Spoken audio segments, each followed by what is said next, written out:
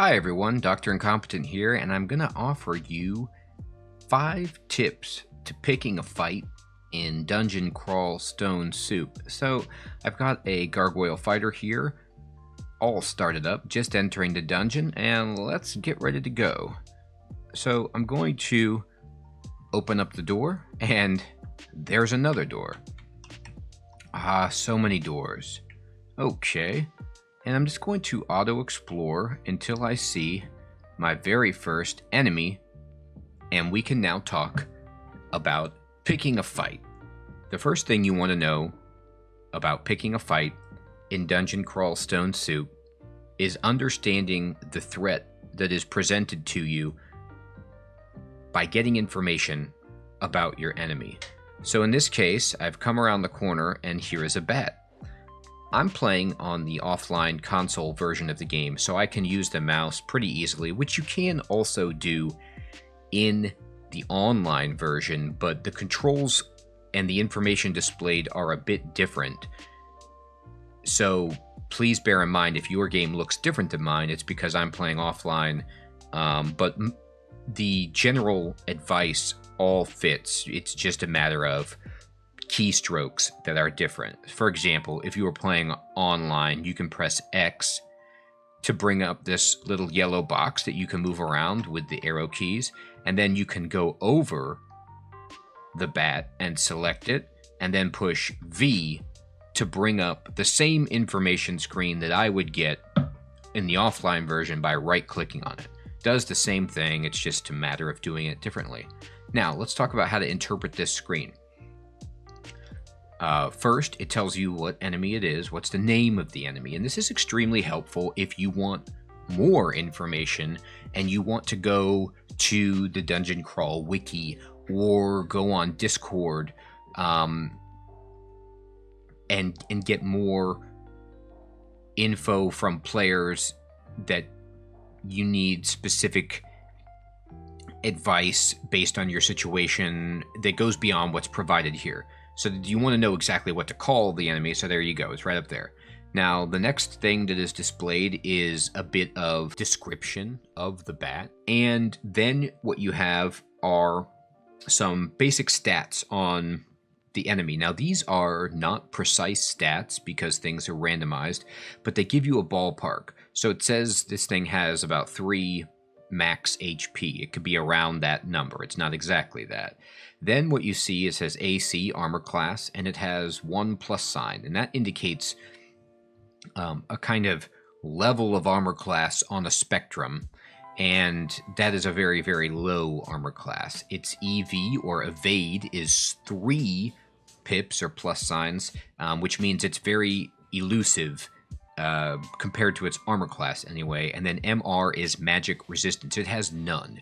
So if you have any spells that target this enemy that are hexes or charms or things like that, like you want to slow it or paralyze it, and your spell is going up against their magic resistance, they're going to be really easy to do that against. Now, the next bits of information here in this bottom portion, this first line is arguably one of the most important, and it is a relative evaluation of the difficulty level of this enemy. It says it looks easy. This information is based on the enemy's hit dice when put against your character's experience level, and so it changes based on your XP level and the enemy's hit dice as you progress through the game. So it's kind of like dynamically updated given each of your positions in terms of hit dice and experience.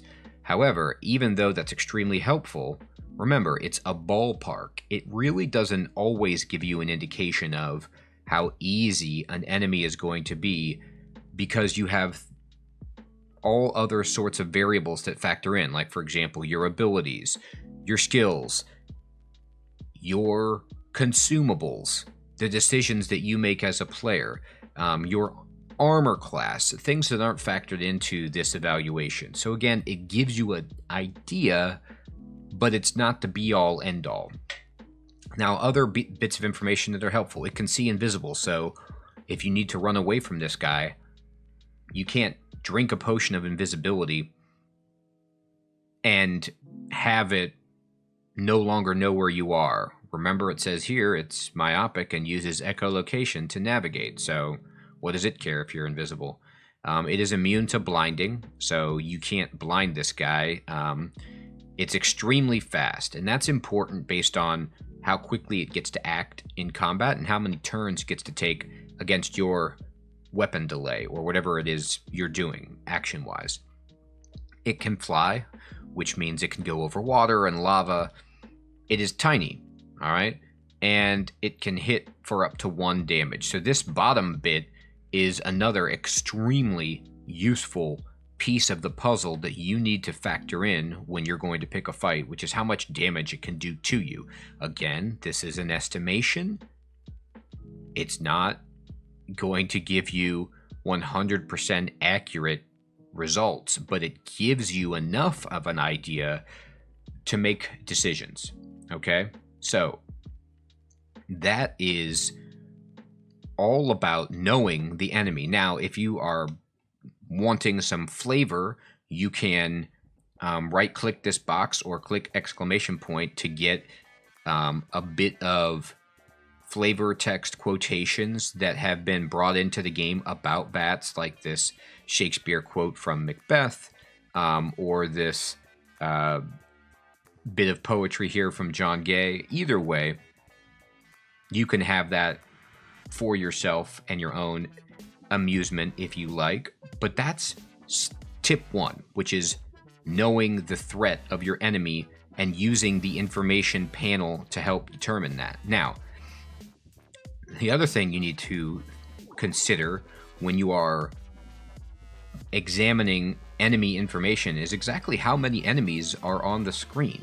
So this little bar over here tells you, in the monster panel, that there's only 1 enemy on the screen right now. So when evaluating threat, don't just evaluate threat based on, the enemy that you're targeting or the enemy that's closest to you. You also need to pay attention to how many enemies there are.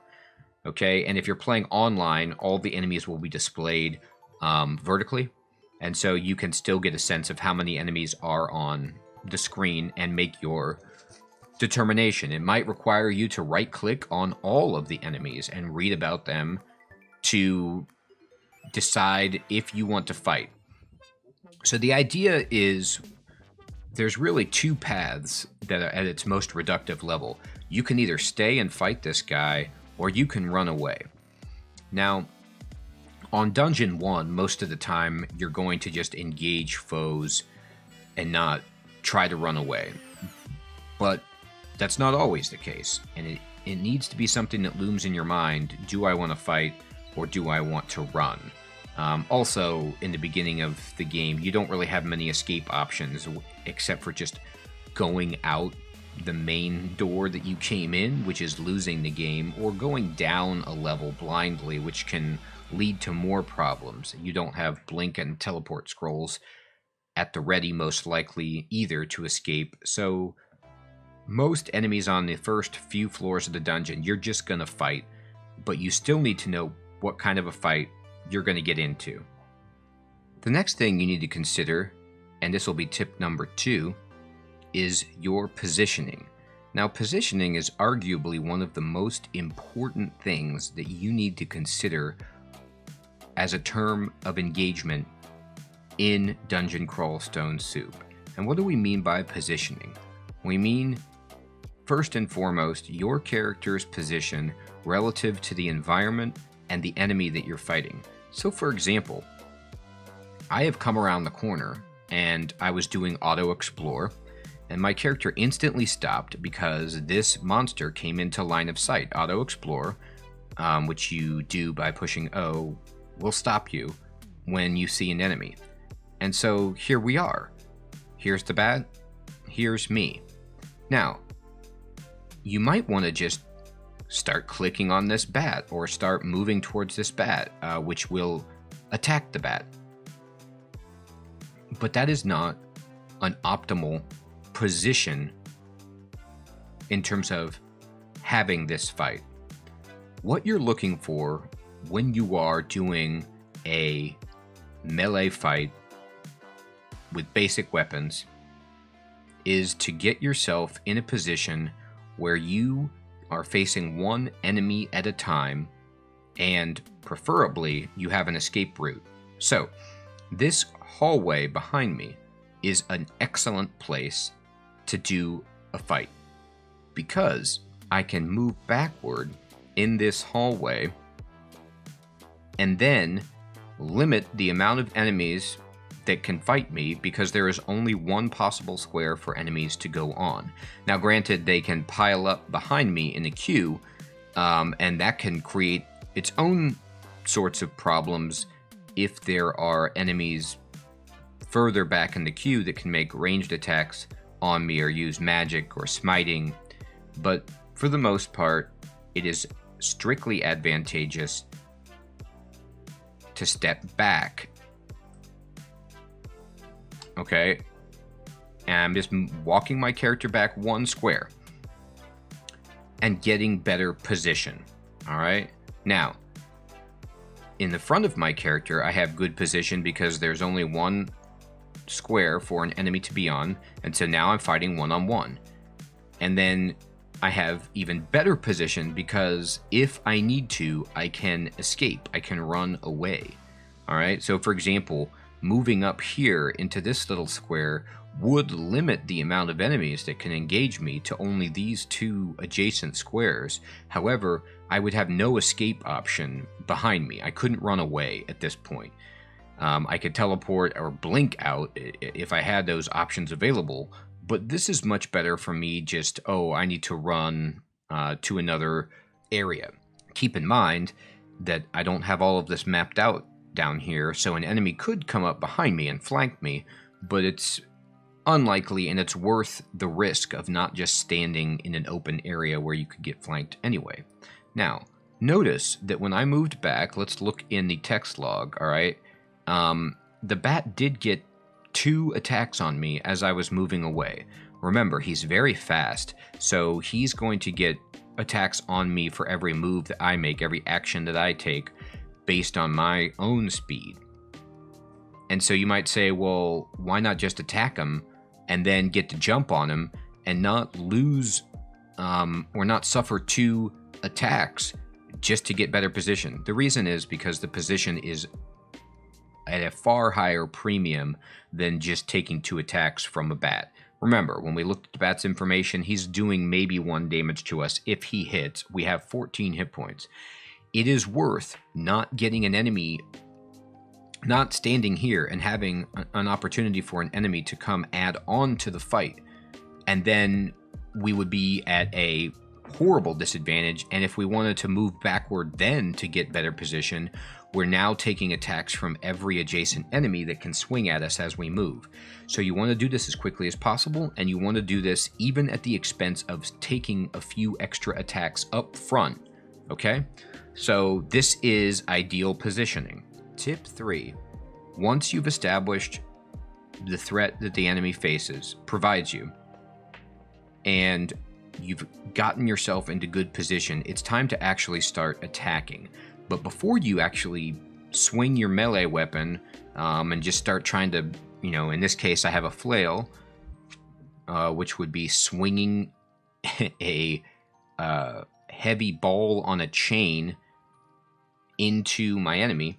I need to think about what abilities I have that I can do that I might want to do instead of attacking, all right? So the number 3 tip is understanding all the options you have at your disposal beyond simply swinging, all right? So let's go through those in no particular order. So the first thing is you can push A, and it says here when I do that, that's the ability screen. Sorry, you're not good enough to have a special ability. So I can't do any special abilities. However, if I would have started as a berserker or worshiping another god, I might have an ability, right? I would be able to go berserk, for example.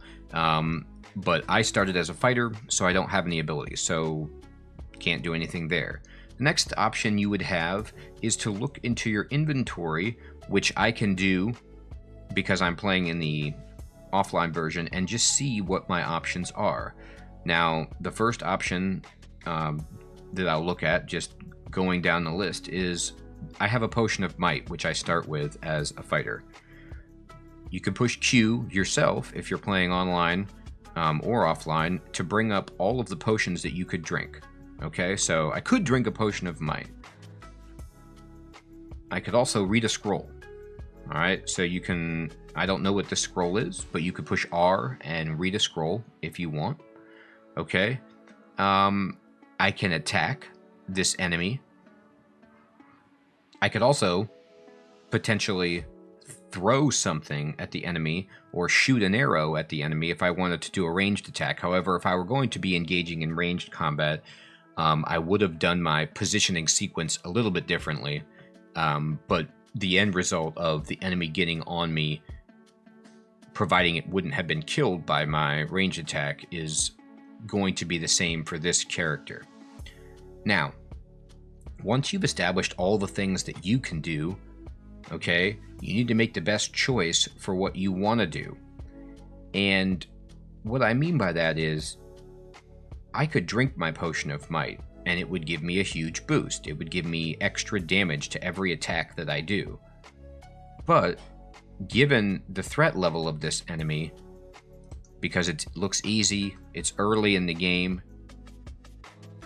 let me segue, actually, into the next tip, which is, once you've established your options, you need to manage your resources in combat.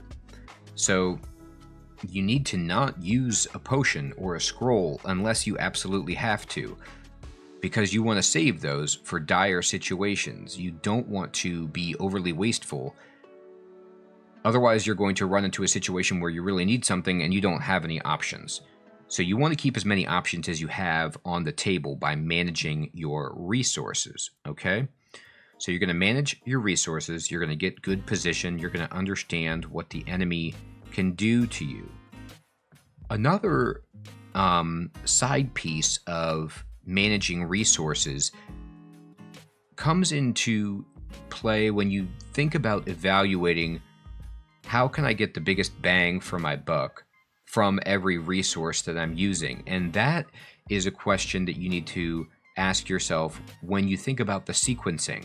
For example, if you're going to use a potion of might, you want to use that at the beginning of the fight to get the most value out of that potion. You don't want to wait until the end of the fight when the enemy's almost dead to use the potion. First of all, it takes a turn to do that, so you're going to get whacked while that's happening. And second of all, then you're only going to get maybe a swing or two out of that potion, and you're going to minimize its value. So you need to think about when in the sequence of things do I want to use my abilities. Berserk is the same way. If you're going to berserk in a fight, most of the time I recommend doing that as early as you can. Now, there are some situations where, like, I'm about to die and it's my last option and I'm just going to do it to see if I can get a big swing and survive. Yeah, totally, that's fine. But most of the time, you want to go berserk early so that you can have as many options remaining for yourself at a higher level of hit points. Okay. Now, on a side note, keep in mind, if you do go berserk, you can't drink potions or read scrolls or evoke items anymore. So if you want to do any of those things, your sequencing needs to bear that in mind, that, oh, actually, I want to do a few things before I go berserk because I know that all of those abilities besides attacking and moving will be taken offline by my berserk. So that's something to consider. Now, the final tip that I want to offer here is that you need to update your decision making every single turn as more information gets provided. And that more or additional information is, have any enemies added onto the fight? How is my own hit point pool doing? How is the enemy's hit point pool doing?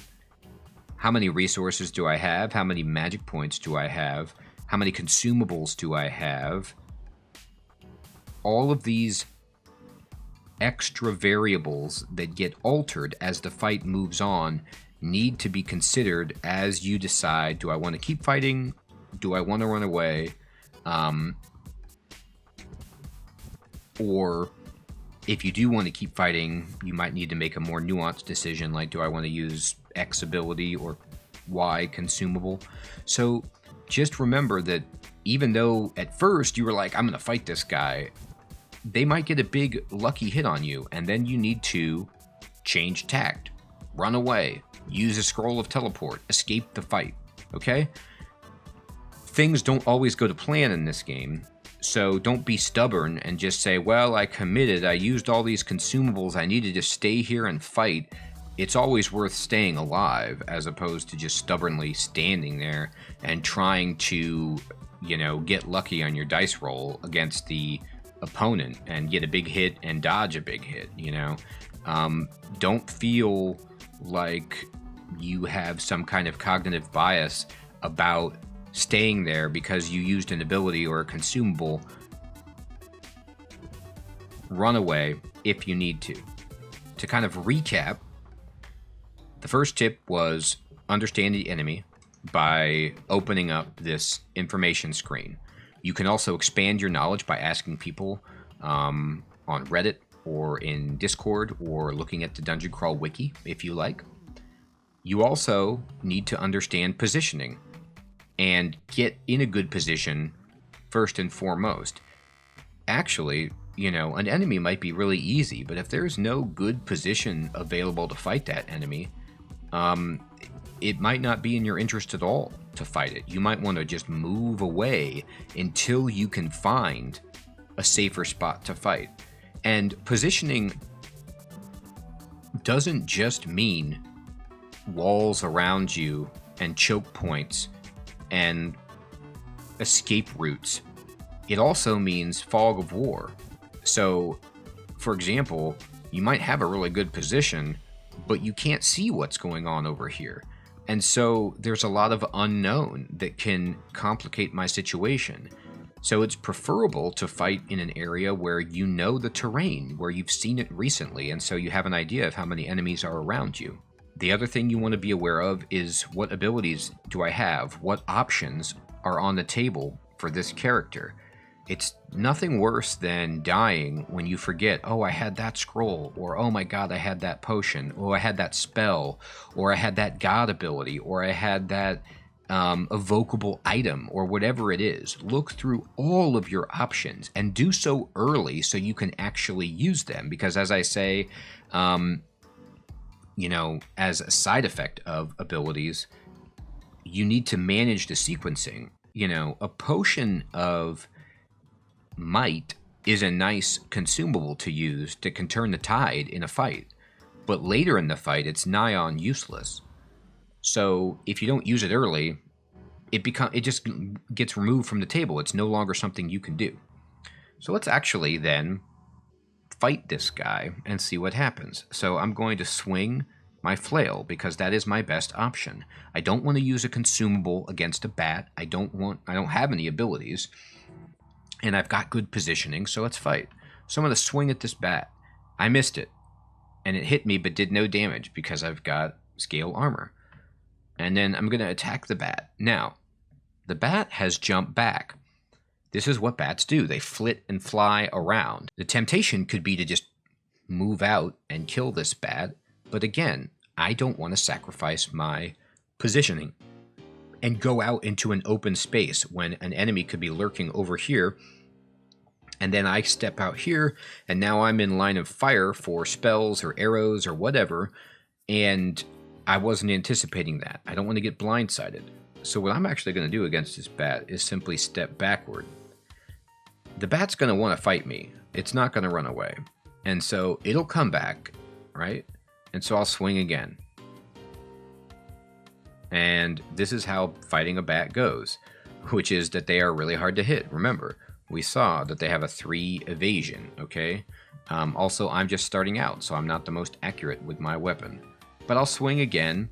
Now, it looked like the bat's dead. Like I won, all right? Because it disappeared. But pay attention to the text window here. It's not dead. It flew away. I'm going to step back. And look, it flies back into sight. Remember, bats can move. They're very fast and they can fly, so they can move out of your line of sight very easily. I'm going to step back into this hallway. I'm actually going to step back again. Okay, and so I'm still trying to swing at this bat, and I'm missing, but it's not hurting me. Now, keep in mind, I'm moving the directional arrow forward to just fight this guy, and I finally hit him. And you can see that there's an indication of his health below him, which shows that I've hurt him. So that little bar down there gives you a sense, based on the approximation of his hit points, okay, and how much damage I approximately did. This is where he's at. So that's good. That means he's hurt. But again, he's flown away. Now, I could move back further, but in this case, I'm just going to push S and wait for him to come back at me. I'm not going to move forward. Now I'm going to attack him again. He's moved back. I'll push S and just wait. And I'm going to just keep swinging. He's got some health back because I keep missing, and he's regenerating. And I finally killed him with a big hit. So that was a fight of a bat in extreme slow motion to show you some best practices about fighting. Now, I have nothing to throw. I have no projectiles. I didn't want to use any of my consumables, and I have no abilities. So this was just a strict melee fight, and it was slow, but it worked. Now let's keep exploring. Okay, and now we've come upon another situation where I'm seeing a frilled lizard. So what's tip 1? Examine the enemy. And as you get more familiar with the game, you're not going to need to examine every single enemy. You're just going to understand what the enemies are based on experience. But even I, who have played this game a lot, still do this just to refresh my memory or to make sure that I am correct about certain things. Because some enemies, like named enemies, uniques, you might not see them for a few playthroughs. And you need to be refreshed on what they can do. The enemies early in the game generally don't have that many abilities themselves. But when you start having to assess threat later in the game and enemies can cast spells or have special abilities, those are all displayed on this screen, and you might want to read those to get a refresher of exactly what they do before you engage. Alright, so this guy has even less hit points than the bat, less armor class, and is just as elusive, alright? However, it can hit harder. It can hit for up to 3, okay? So I see the enemy, but all this black means this is unknown terrain. I'm not going to go up there and fight him. The enemy has seen me. There would be a question mark if the enemy didn't know where I was, didn't see me. This enemy has seen me. I can also verify that in the text window. It says it hisses angrily. And then I hear a shout, which means like somebody else is around here too. Okay? And so the frilled lizard hissed, and some other enemy was alerted by that hiss and then shouted, potentially alerting other enemies. So there could be more people over here to fight. So tip 2 is positioning. I'm going to step back into this little hallway here, and I'm going to step back one more square. Now, I can escape out here or here if I had to for some reason, but the enemy are choked to this little point here. And I'm just going to push S until that lizard shows up. And here he comes, and now he's here. Remember, I haven't gotten any new items or abilities to use, so that's off the table in terms of consideration. This will be a straight fight with my mace, and I kill it in one shot. So that was much easier than the bat. We rolled better to hit. Okay. And I'm going to poke my head around, and yep, sure enough, that is the other, or at least one of the other enemies that was alerted. And I'm just going to back this guy into my little choke point and kill him. And here comes another lizard. I will push S to wait and let him come back into my positioned area and kill him. Okay. And here comes a rat. This is a new enemy, so let's click on him. He's also easy, as most things on Dungeon 1 are. 1 armor class, 2 evade, 2 hit points, and can hit for 3 damage. Remember, again, I don't have any ranged attacks or any abilities that I want to use, so I'm just going to fight this guy melee in my little corner. And then I'm going to keep exploring, and I found another frilled lizard. He sees me, and so I'm going to back up.